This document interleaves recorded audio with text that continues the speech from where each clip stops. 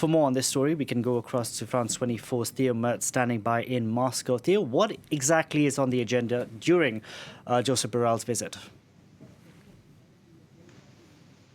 Well, these will be quite wide-ranging talks over 3 days. It's been reported that Borrell is going to discuss security, foreign policy issues, but obviously the main point on the agenda will be the jailing of Alexei Navalny and the crackdown to subsequent protests. That's certainly going to be the hardest thing for Borrell to raise. There doesn't look like there's going to be much goodwill or much discussion really on either side. Moscow has reacted very harshly to condemnations from the West over this jailing.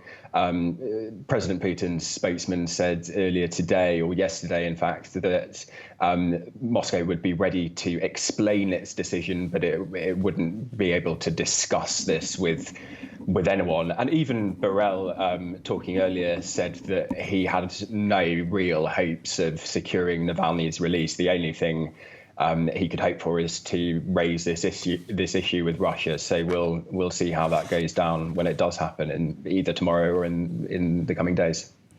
And Theo, Borrell will need to walk a very fine line. There's going to be a fine balancing act, if you will, for the EU's top diplomat. This, as the EU's vaccine rollout for the coronavirus has been not been very good, to say the least. We've had a slow start here in France, and authorities here in France could potentially be looking at Russia's coronavirus vaccine, of importing Russia's coronavirus vaccine. Yes, certainly.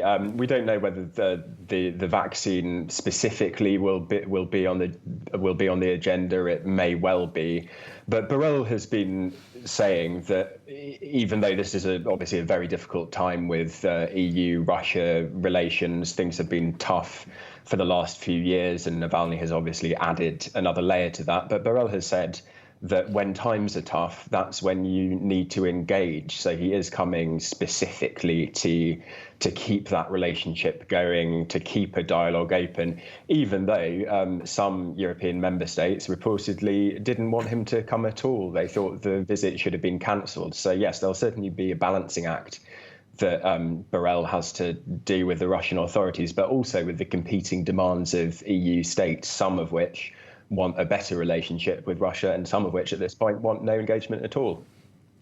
We'll see what happens. Thank you very much for that, Theo. Theo Merz reporting there for us from Moscow.